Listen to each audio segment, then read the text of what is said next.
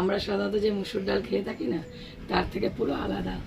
আলু ভাজার মতন আলু দিয়ে শুকনো শুকনো মুসুর ডাল, এক তরকারি আর ভাত, দারুণ জমে যাবে। দেখো, যখনই হাতে কম সময় থাকে কিন্তু খেতে হবে। ধরো কোথাও ঘুরতে গেছো, রাতে ফিরেছো, তখন তাড়াতাড়ি করে বাড়ির খাবার খাবে, বাইরের খাবার চলবে না, বর পছন্দ করে না, তখন কি খাবে? আর ধরো সকালবেলা তাড়াহুড়ো, ছেলে স্কুলে যাবে, তখন কি করবে? এই দুটো সময়ের জন্য একটা দারুণ রেসিপি নিয়ে এসেছি, খেতেও সুন্দর, তাড়াতাড়ি হয়ে যাবে। তো চলো দেখি কি করে। এই দেখো, মুসুর ডালটাকে ভিজিয়ে নিয়েছি।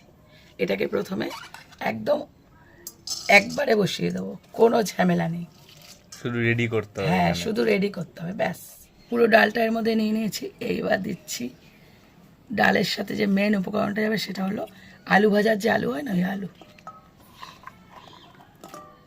জিরা, কাঁচা লঙ্কা আর পেঁয়াজ কুচি, রসুন কুচি, গোটা জিরে,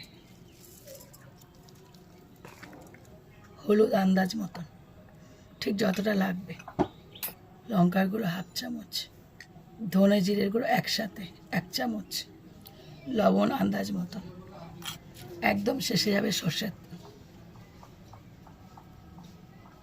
এবার এটাকে একসাথে মাখতে হবে খুব ভালো করে হাতের সাহায্যে। দেখো, ভালো করে মেখে নিয়েছি। এইবার এর মধ্যে জল দিয়ে দেবো।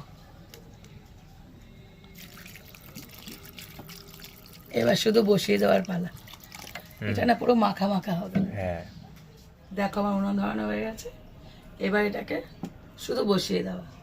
ডালটা ফোটা বাকি, ডাল ফোটার মানে সেদ্ধ হওয়া, ফোটা বলি। ডালটা যখন সেদ্ধ হয়ে যাবে, আলু তো এমনিই সেদ্ধ হয়ে যাবে।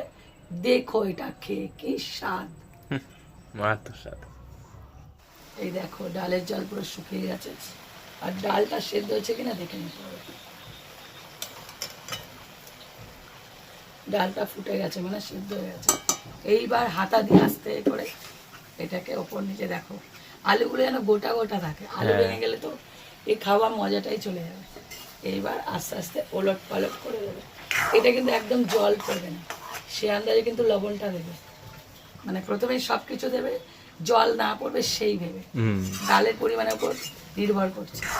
হালকা করে নেড়ে দেবো, ব্যাস রেডি। আলু দিয়ে শুকনো ডাল, দারুণ না? ব্যাপক শর্টকাট পুরো।